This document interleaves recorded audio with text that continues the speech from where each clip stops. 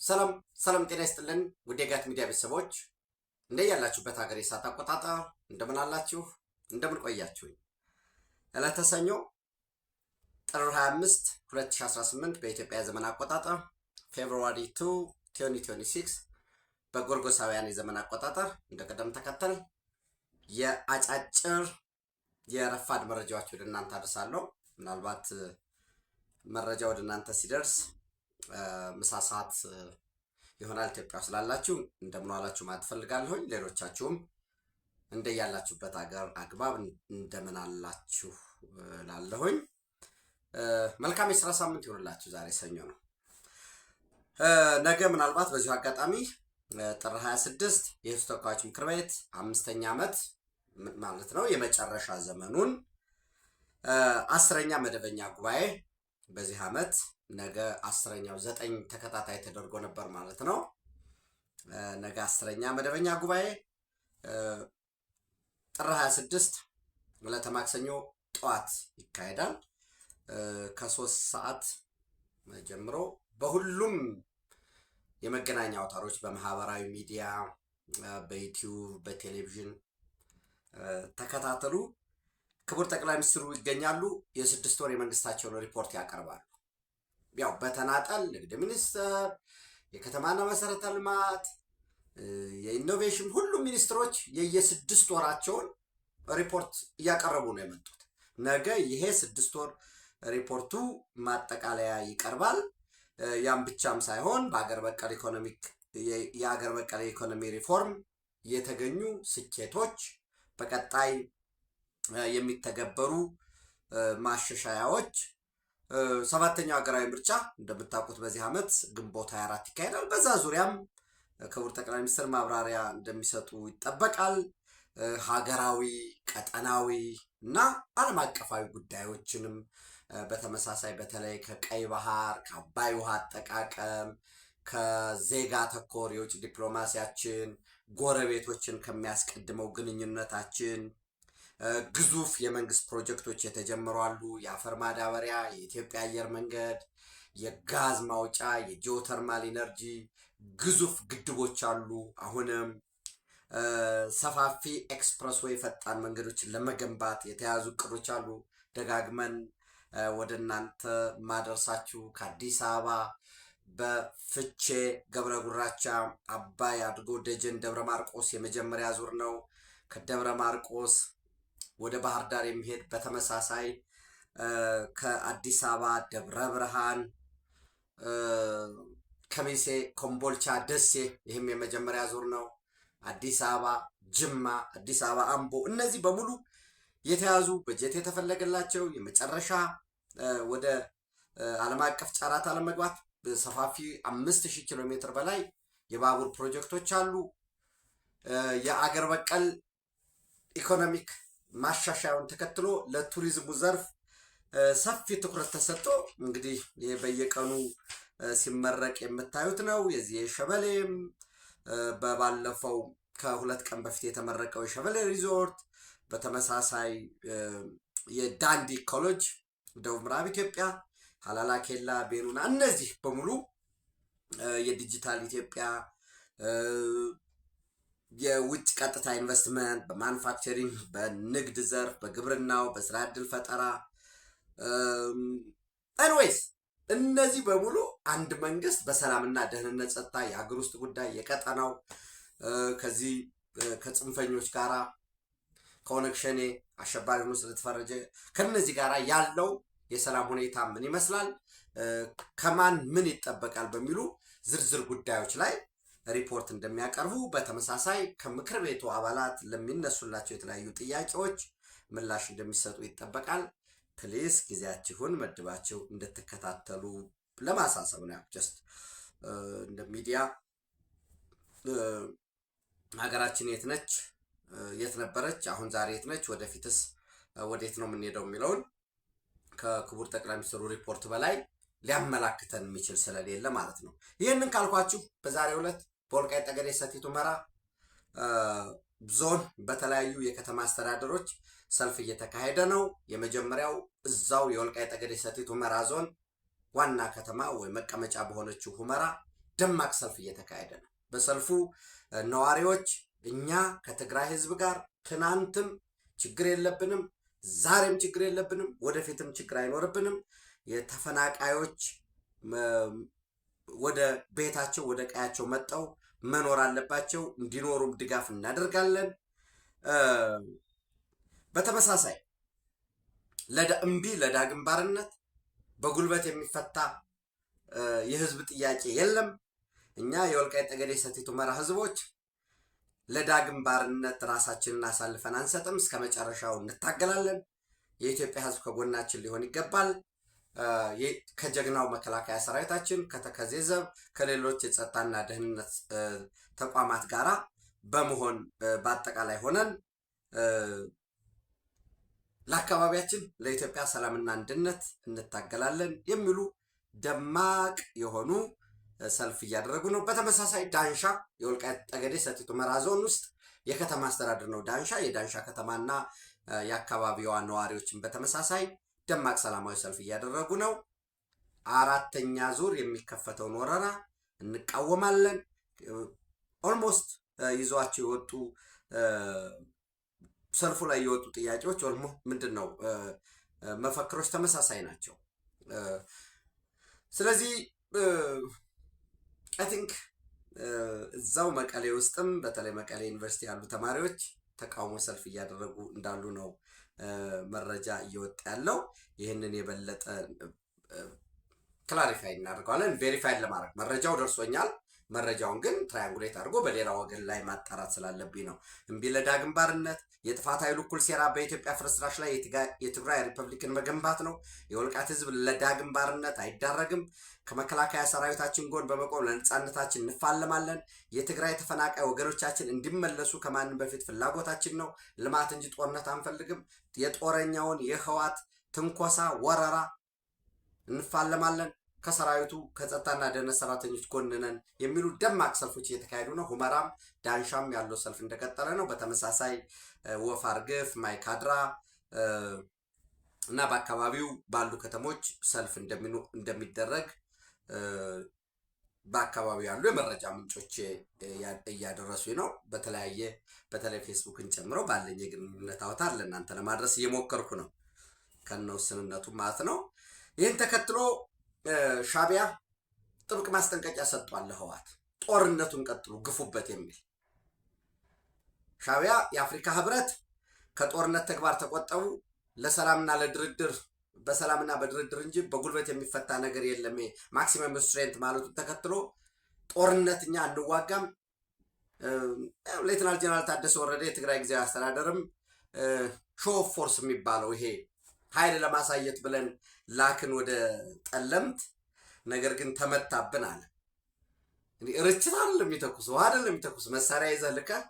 ኤንዌይስ ያው እንግዲህ በደንብ አዳምጡት። እኔም ምልከታዬን ለማጋራት ሞክሬያለሁ። በሌተናል ጀነራል ታደሰ ወረደ የትግራይ ቴሌቪዥን ቆይታ 1 ሰዓት ከ12 ከ45 ሰከንድ በፈጀው ቆይታ ያነሳው ነገር እርስ በርስ የሚጣረስ እንዲሁ ራሱ የፈረመውን 8 ቃል ኪዳን ነጥቦችንም የጣሰ ህገ መንግስቱን የጣሰ ፕሪቶሪያ ህገ መንግስት በነገራችን ላይ ፕሪቶሪያ ሪስቶሬሽን ወይም ፕሪቶሪያ ፒስ አግሪመንት ሪስቶር ማድረግ ነው። የፕሪቶሪያ ሰላም ስምምነት ያደረገው በህገወጥ ምርጫ የተዋቀረውን የደብረ ጽዮንን መንግስት ማፍረስ፣ ሰራዊት የሚባል የለም ዲዲአር እንዲተገበር ነው ያደረገው። የጦርነት ነጋሪት መጎሰም አያስፈልግም። ትጥቅ ፍቱ ያለው አንድ መከላከያ ሰራዊት ነው። በህግና በህጋዊ መንግስት መሰረት በህግና በህጋዊነት በህገ መንግስቱ መሰረት ግንኙነቶች ይፈጠሩ። ከዛ ባለፈ ደግሞ ህጋዊ የሆነ በህዝብ የተመረጠ ያኛው ቮይድ ስለሆነ ያ ምርጫ ማለት ነው። በህዝብ የተመረጠ መንግስት እስኪመጣ ድረስ ጊዜያዊ አስተዳደር ሁሉን አካታች የሆነ የፌዴራል መንግስትም ያለበት ተፎካካሪ ፓርቲዎች የሲቪክ ሁሉን ያካተተ ይመስረት ነው። ዘንድ እዛ ላይ የብልጽግና መንግስት እንደምታውቁት ወይ ብልጽግና ፓርቲው ነው እኛ እንሳተፍም እናንተ ተሳተፉበት አለ። በአንድ በኩል ጥሩ ነው፣ በአንድ በኩል ደግሞ ቢሳተፍ ጥሩ ነበር የሚል ጉዳይ መሄድ እንችላለን። ጀስቱ ያለቀ ስለሆነ ብዙም ተጨማሪ ትንተና የሚያስፈልገው ወይም ምልከታ ባጋራችሁ መሳተፍ ቢኖርበት መከታተል ይቻል ነበር። አለመኖሩ ደግሞ እንደዚህ ጎተተን ምናምን የሚል ወይ ብልጽግናን የበለጠ አሁን የትግራይ ህዝብ ገብቶታል ማን ምንድን ነው የሚለው እነዚህ ዘራፊዎች ምንድን ነው ፍላጎታቸው? ለሻቢያ ስትራቴጂክ ዴብዝ እንደሚዋጉ ሻቢያ ጦርነቱ ኤርትራ ምድር መሆኑ ቀርቶ እንደ ላውንቺንግ ፓድ ራሱ ትግራይን ተጠቅሜ ከትግራይ ደግሞ ዘይትፍል ኢዴት የሚባሉ እነዚህ የማይረቡ ለምሳሌ ስም ጠቅሼ የምነግራችሁ እኔ ስተት ከሆንኩኝ እንድጠየቅ በህሌናም በህግም በታሪክም ሰፈር መለስ የሚባል በጣም በቃ ጀግና እንደዚህ ብሎ ምናምን አርበኛ ፋኖ የሚባል ሰው ነበር። ከሽሬ እነሱንም እየመራ የህወሓት ታጣቂዎችን እየመራ የተቀበለውን ስንቅና ትጥቅ ይዞ ጦርነት ከፍቶ ነበር ትናንት ምሽት። እንግዲህ አሁን ተቋቋምን ተመሰረትን ብላ ያመጡም ለምንድን ነው? ወልቃይት ሊሰጥ ነው በግፍ ወልቃይት ጠገዴ ሰቲት ሁመራ ሊሰጥ ነው። ግን ይዘው ነው የዲሽቃ ጥይት ምናምን ክላሽ የተወሰነ ስናይፐር አንድ ዲሽቃም ተሰጧቸው። እሱን ይዘው በራሱ በትግራይ ህዝብ ላይ ነው ሶሪ በአማራው ላይ ጦርነት የከፈቱበት። በዚህ ሰፈር መለስ ብያቸዋለሁ። በዚህ ከሽሬ ተነስቶ ወደ ምዕራብ ጠለምት ለመግባት አቅዶ የነበረ የህወሓት ታጣቂና የሻቢያ ወታደር በጋራ ሲደመሰስ 17 የሻቢያ ወታደር 8 የህወሓት ታጣቂ በድምሩ 25 እንዲሁም የአማራ ፋኖ ብሔራዊ ንቅናቄ ታጣቂዎች የሆኑ በሰፈር መለስ አደረጃጀት ውስጥ ያሉ ታጣቂዎች ተማርከዋል። ይህ ኃይል የአማራን ህዝብ ጥያቄ ከፊት እንደ ጭምብል ያነሳ እንጂ ለአማራ ህዝብ የሚታገል አይደለም። የአብዮታዊ ዲሞክራሲ ሊግ አባል የነበሩ ናቸው። የተወሰኑት ከብሔራዊ ደህንነቱ ከነጌታቸው አሰፋ ጋር ይሰሩ የነበሩ ናቸው። የተወሰኑት የጥገኛ ብአዴን አመራሮች የነበሩ ናቸው። የጥገኛ የብአዴን አመራሮች ወኪል የሆኑ ናቸው። መልሰን አብዮታዊ ዲሞክራሲ ይመጣል ብለው ተስፋ የሚያደርጉ መቃብር ጠባቂዎች ናቸው። የትም አይደርሱ ስንል የነበረውን አይ ቲንክ ይሄንን ዛሬ እኔ ማብራራት አይጠበቅብኝም። የምሬ ወዳጆ ታጣቂዎች ቆቦ ወጣ ብለው በምዕራብ በኩል ከአርሚ 24 ጋር ሆነው አላማጣን ከህወሓት ጋር ሆነው ተቆጣጥረው ወደፊት ወደ ቶንሳ ወደ አፋር በኩል ጥቃት ከፍተዋል። ከፊት ስለሚያደርጓቸው ደግሞ በአብዛኛው የሚመጡ እነሱ ናቸው። ጥይት ማብረጃ ነው የሚያደርጓቸው። በተመሳሳይ ለታሪክ እንዲቀመጥ ነው። በተመሳሳይ አሁንም ከሱዳን ድንበር ከአርሚ 7 ውክልና የተቀበለ የወልቃይት ጠገዴ ሰቲት ሁመራ ዞን ገብተው ጠገዴ ወረዳ እምባጋላይ ቀበሌ በመግባት ህዝቡ ከተከዜ ዘብ ከአካባቢ ካለው ሚሊሻ ከመከላከያ ጋር ሆኖ ከፊት የመጣውን የህወሓት ወራሪ ለመመከት እየታገለ ከጀርባ ደግሞ ተኩሰው ህዝቡን ሲመቱ ነበር። እምባጋላይ ደግመዋለሁ። ከሱዳን ድንበር ወደ ወልቃይት ጠገዴ ሰቲት ሁመራ ዞን ጠገዴ ወረዳ እምባጋላይ ቀበሌ በመግባት ህዝብ ላይ ተኩሰው ህዝብን ጉዳት ፈጽመዋል። እነዚህን ነው እንግዲህ የአማራ ነጻነት ታጋይ ህዝቡ የወልቃይት ጠገዴ ሰቲት ሁመራ ህዝብ ለዳግም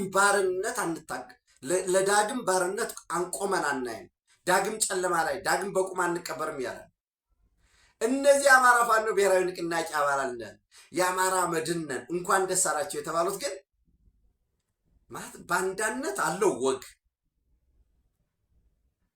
ወግ እንደው አንዳንድ ጊዜ ባንዳን አለው በቃ ባንዳ የሚሆንበት አንዳንድ። እነዚህ ግን የታገልነው የተነሳ ነው። ህወሓት በፕሪቶሪያ ስምምነት ያለቀለት ህወሓት እውቅና አገኘ። አንድ ወልቃይት ጠገዴ ሰቲት ሁመራ ሊሰጥ ነው። 2 የወልቃይት ጠገዴ ሰቲት ሁመራ ስለሚመለከተን እኛ ራሱ ፕሪቶሪያ መሄድ አለብን። 3 የማንነት ጥያቄውን የፌዴራል መንግስት ሊፈታው ስለማይችል በጉልበት እንፈታለን እያሉ ከጥገኛ አባላቱ ከጥገኛ ሃይማኖት ከጥገኛ በአገር ውስጥም በውጭም ካለው ድጋፍ የተሰጣቸው ሲደራጁ ኑረው ህዝቡን ከጀርባ የወጉበት ሁኔታ ነው ያለው። ሻቢያ እንዳልኳችሁ በግላጭ በጦርነቱ ላይ እየተሳተፈ ነው ያለው። የኢትዮጵያ መንግስት ምንድን ነው ሊያደርግ የሚችለው? ይህንንስ እስከምን ድረስ ይቀጥላል የሚለውን ማየት ነው የሚያስፈልገው። አስቀድሜ እንዳልኳችሁ ሻዕቢያ ውጊያው ተጠናክሮ እንዲቀጥል ትእዛዝ ሰጥቷል። ህወሓት ደግሞ መዋጋት አልፈለገም። ሁለቱን ያዙ። ህወሓት መዋጋት ያልፈለገው ከሻዕቢያ ቃል የተገባለትን ድጋፍ አላገኘም። ድሮንና ጸረ ድሮን እንሰጣቸዋለን የሚል ነበረ። ድሮኑም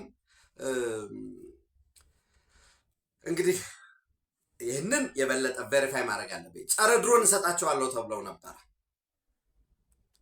እነዚያ ያንን ጸረ ድሮን ሊሰጧቸው አልቻሉ።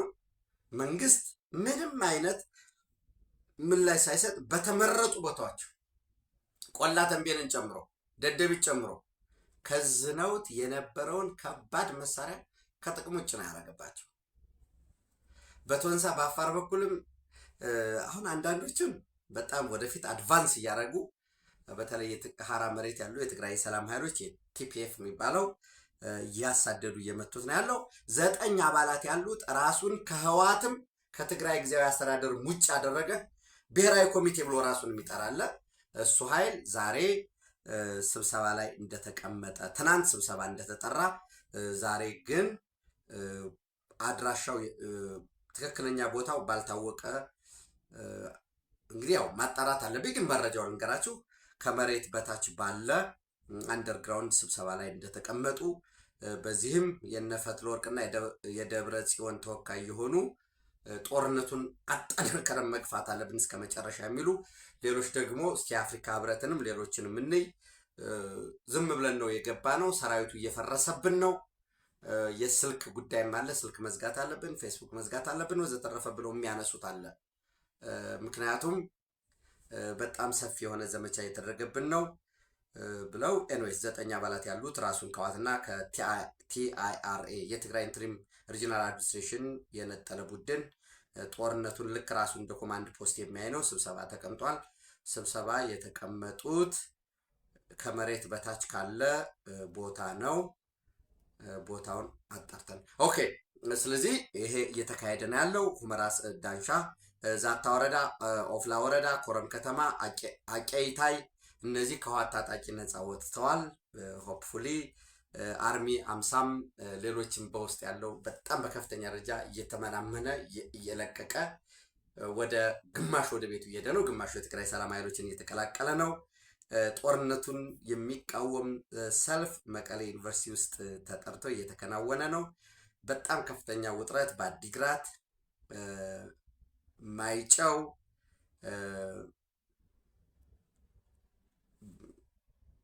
አድዋ፣ አክሱም ከፍተኛ ውጥረት አለ። ታጣቂው ምንም አይነት ትርጉም በሌለው ለአንድ ቡድን አንዋጋም የሚል እንቅስቃሴ እያደረገ ነው የሚል አለ። እሱን አብረን እንግዲህ ተከታትለን መረጃውን የማድረሳችሁ ይሆናል ማለት ነው።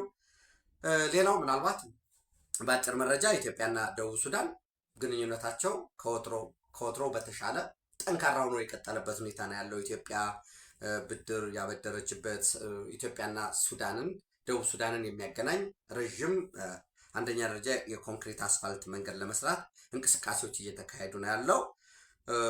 ነገር ግን ደቡብ ሱዳን ውስጥ የሰላም ሁኔታው በጣም አስተማማኝ አይደለም። በተለይ በሁለቱ ተፋላሚዎች መካከል በጣም ችግር አለ። ነገር ግን የበለጠ ከፍተኛ የሆነ እልቂት ከፊት ጥላውን የጣለበት ሁኔታ ነው ያለው። ይህንንም ለመቅረፍ አፍሪካ ህብረት እያደራደረ ነው ሁለቱን ተፋላሚ ኃይሎች። ነገር ግን ያም ብቻ ውጤት ስለማያመጣ በክቡር ጠቅላይ ሚኒስትሩ አማካኝነት በእርሳቸው አቅጣጫ ሰጭነት ሁለቱን ኃይሎች ለማደራደር ጥረት እየተደረገ ነው ያለው።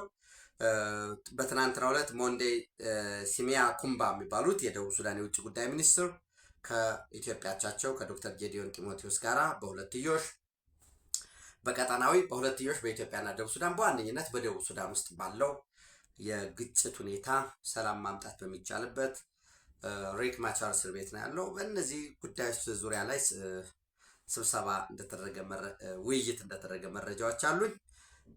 የደሱ ፕሮጀክትን በተለይ ከጅቡቲ ወደ ኢትዮጵያ ከዛ ወደ ደቡብ ሱዳን እና ወደ ኡጋንዳ የሚደርስ የመንገድ የባቡር በተመሳሳይ የባህር ትራንስፖርት ልክ ለምሳሌ ከጅቡቲ ይመጣል ኢትዮጵያ ጋር ምድር ባቡሯ ለሱን ማስቀጠል ነው። ዘንድ ጋምቤላ ጋር ሲደርስ ደግሞ የባሮ አኮቦን ቪዥነሪ ፕሮጀክት ነው። ምን ያህል ጊዜ ዓመት ይፈጃል? ዞሮ ዞሮ ደሱ በዛ ውስጥ የሚታይ ነው።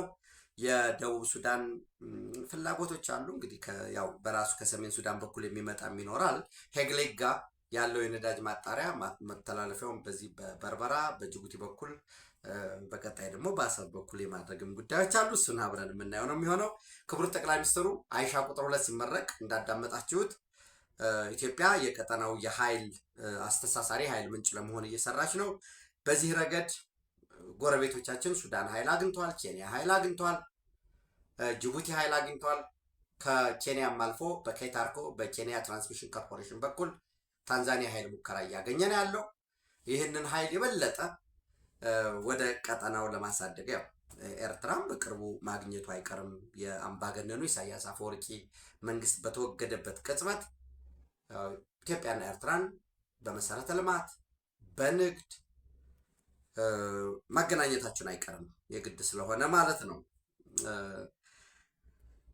በዚህ የደሱ ፕሮጀክትም የኤሌክትሪክ ክቡር ጠቅላይ ሚኒስትሩ ለሶማሊያ እና ለደቡብ ሱዳን ኃይል ለማቅረብ ስራዎች እየተሰሩ ነው። ትናንት ከእንግሊዝ ጋር ለምሳሌ የተፈረመው የደጋሃቡር ቀብሪ ዳሃን 132 ኪሎ ዋት የሁርሶ አይሻ ጅግጅጋ የሚደርሰው የ400 ኪሎ ዋት ለአካባቢዎቹ ኃይል ከማቅረብ ባለፈ እሱንም ተጠቅሞ ወደ ሶማሊያም ለማድረስ ከዛም ባለፈ ከናሽናል ግሪዱ ጋር የሚገናኝ ቀጥታ መስመር ለመዘርጋት እንደ ፕሮጀክት ስራዎች እየተሰሩ ነው። እነዚህ ወሳኝ የሆኑ የውሎ መረጃዎች ወይንም የረፋድ መረጃዎች ናቸው። ምናልባት በዚህ የግብፅና የእስራኤል የመተላለፊያ ኮሪደሩ የራፋህ መተላለፊያ ኮሪደር ተከፍቷል። በትናንትናው ዕለት ጋዛ ላይ በተወሰደ ጥቃት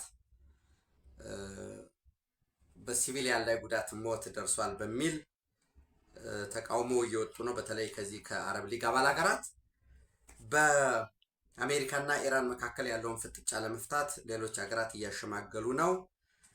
ኢቨን አንዳንድ ጽሁፎች ሳይለንት የሆኑ ሴክሬት የሆኑ ድርድሮች እየተካሄዱ ነው የሚሉ መረጃዎች እየወጡ ነው።